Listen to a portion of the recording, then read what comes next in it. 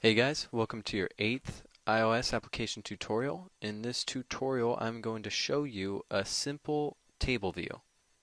So we'll go single view application, I'll name it table view, and we shall create.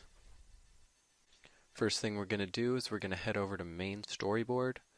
We'll go down in our object library and grab this table view. We'll set it up so it's a little shorter than our status bar, so it shows up. And then in our outlets, have your table view selected. We'll go to our file inspector and to the 6th tab. We have two outlets already there, data source and delegate, and we want to set our table view's data source and delegate to view controller, which is down here. So we'll drag both of these, and that should do it for our storyboard. Next, let's head over to View Controller and start typing some code. First thing we need to do is add UI TableView data source and UI TableView delegate. And those are just two protocols that our class needs to conform to in order to use TableView. Next, we're just going to say at property, we'll copy non-atomic, and we'll get an NS array, and we'll say Greek letters, because I want it to be a pretty long list. And next we'll head over to our M. First thing we want to do is we want to make our array. So here we'll say self dot Greek letters equals at, and this is going to be a pretty long list, so I'll probably skip to the end right here. Alright, so I have my list done with all my letters. Let's move this back up if we can. Oh no, alright. I'll add a few more spaces. There we go. So it's a little more orderly. Yeah, that's better. Alright. Next, we'll make a few methods before we run it. First thing we want to do is we want to basically set our number of rows. So we'll say ns integer table view, and then it says number of rows in section. Perfect. That's exactly what we want. Thank you, autocomplete. All we're going to do is return self dot Greek letters count.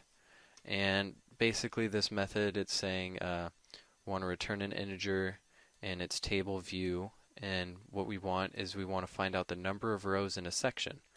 And we only have one section in our table view at the moment, so we just want to find out the number of rows for that section, and it's going to be one row for each of our letters. Next, we are going to write UI table view cell, give it asterisk because we want an object, table view, and then it says cells for row at index path. Sorry if it's going really fast, but my autocomplete knows me well. So what it's going to do is it's going to make a cell, which is each of the rows has a cell, and it's going to fill it with information. So let's do that right now.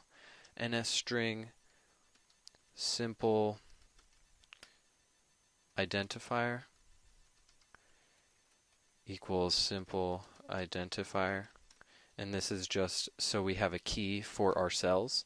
Alright, so we want a UI table view cell because we want to make an object. We'll call it cell, make it easy, and we're going to say table view DQ reusable cell with identifier, and we'll say simple identifier because we just made that. And what this is going to do is basically when you make a table view, if it's really big, like consider your iTunes library. When it's on your phone, it's a table view, and it's huge. So, and to avoid overhead of all that memory and keeping track of every single cell, it keeps track of the ones on screen and one nearest the screen. So for ones that are far away from the screen, it'll DQ it, and then it'll give the cell that's closer, it'll give it that room, just so we don't use up all our memory just making a table. And next we're going to write if cell equals nil, because cell won't always be full. Like when we're initializing it, it's going to be completely empty. Whoops, got to compare it. 2 equals to compare. All right. Oh no, come on, give me that. There we go. I'm too lazy. All right, cell equals UI table view cell alloc, and then we're gonna init with style right here, init with style UI table view cell style and identifier. So our cell style is gonna be UI table view cell style default, and then our identifier, same thing, simple identifier. And we'll get back to what this is later. This identifier is just identifying our cells. Don't worry about too much right now. If you really want to know, you can look it up. Next, we're just going to say cell.textLabel.text equals self.Greek letters index path dot row. And this is just assigning a Greek letter to each row, and it goes through the array and assigns the first one to the first row, second one, second row, so on and so forth. And then we say return cell. Now that it's been initialized, we're giving it back and letting the table do with it what it will. So let's give this a run. Alright, so we have our screen and we have our letters, and if you notice, it doesn't go all the way down, and that's because I'm on the 3.5 inch, and right now my table's outfitted to like fit on the 4-inch screen, so let's just switch, make it look nicer. Here we go, all the way from alpha to omega. There we go, right at the bottom. So now that we have all these, oh, I could see my main storyboard must be a little off. Let's see. Yeah, that was my fault. Let's try and make this a little shorter. Alright. Sorry, just a little OCD there. Now it should, perfect. All the way down, all the way up. Looks good. So let's add an image. I'm going to bring an image from the outside. And let's add it to our rows so they look a little nicer.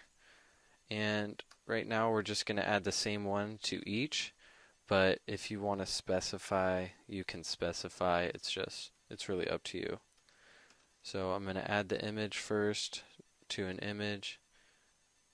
Whoops, image named at banana copy dot. I don't even need to do PNG, it knows. But that's just for helping out the compiler.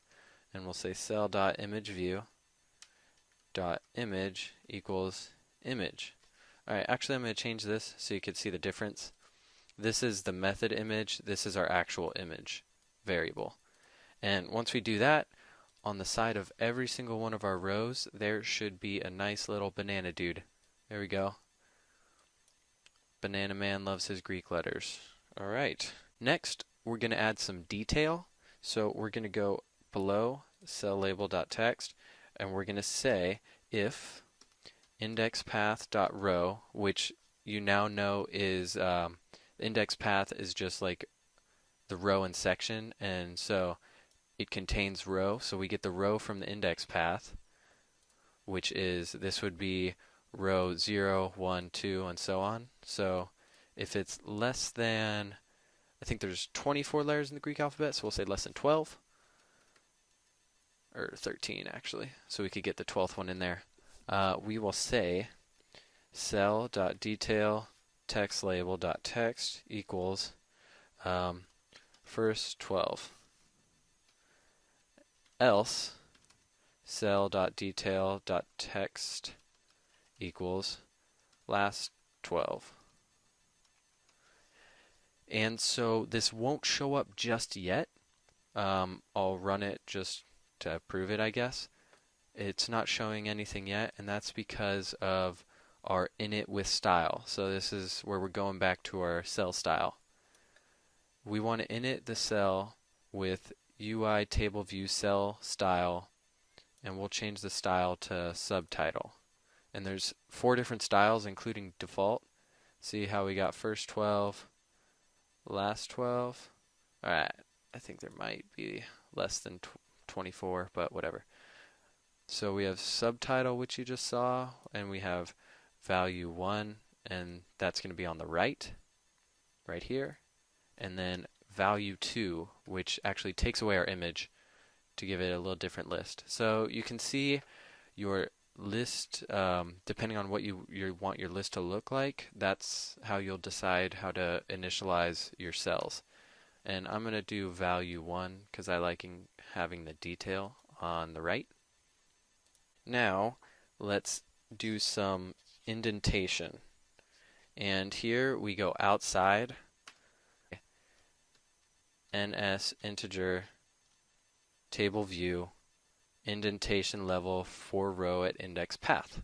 It's already there for us. And we are just going to say return, well actually we'll do an if statement. If index path dot row is less than 12, return 0.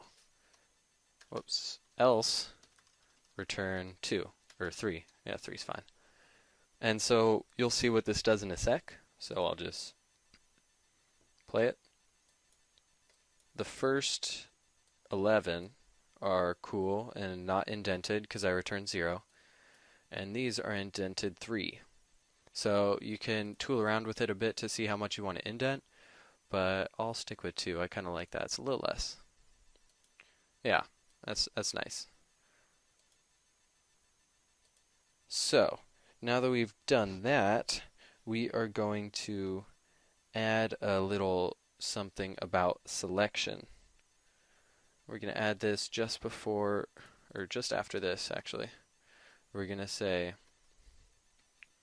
ns index path. We're going to give it asterisk because we're returning an object. Table view. Actually, did that give me? Yeah. All right. We're going to say will select row at index path, and that's if someone's going to select it, and you could decide whether you want them to or not. So I'm going to say if index path dot row equals 0, which is the very first row, we're going to say return nil. We don't want them to be able to select that. Else return index path, because if it's not the first one, we'll let them select it. So we'll see how that works. And you see I could click, but it won't select, and everything else I can select. Now we're going to add a little output for when we do select something, just so you could find out how to do that. We're going to write void table view, see how we have all these, and we're going to find did select row at index path, which is right here, or there we go, did select row at index path. And we're just going to write a few things. First, ns string row value equals self dot Greek letters index path dot row. And that just gives a string value for the row, which will be the actual Greek letter. It won't be a number. So ns string message equals ns string alloc. Then we're going to say init with format. Alright, I'll write this. There we go. Init with format. We're just going to have a string. We're going to say at you selected percent at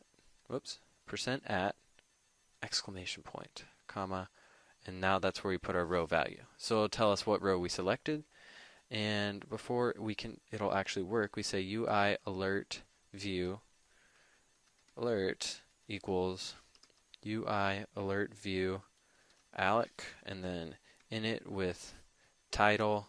Whoops, let's go back to our title. Our title's going to be row selected, exclamation point. Message, just put message. Delegate, we'll put nil. Cancel button title is yes, I did, or hell yeah. And then other button titles, nil, and we'll have that last already nil. So that'll work good. And now we just need to show our alert.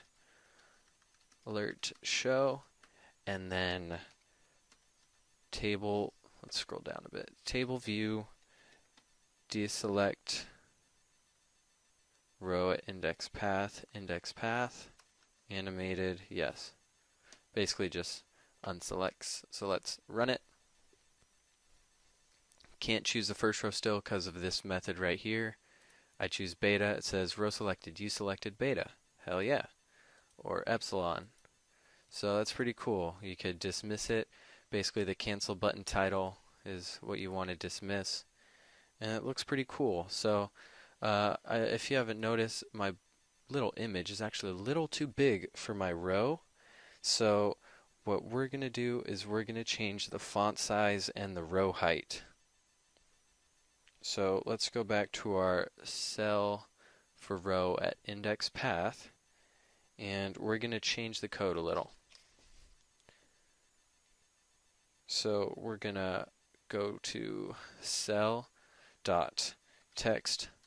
label.font equals, we'll just make it bold and a little bigger. UI font, bold system font 50. And this is going to be way too big for our current rows. Well, not way too big. It'll probably fit. But we're going to write this just before our at end. We're going to say CG float table view, and then we're going to say height for row at index path. And all we're going to say is return 70. There we go. We'll make it, yeah, 70 is fine. So now we've got these huge letters, and we have our little banana dude actually fits in the row better. So I'm going to change the font size to 30, just because I want my banana guy to fit, but I also want my details to fit. There we go, and now my details fit too. Perfect. So this was just a little intro to the things we can do with table views.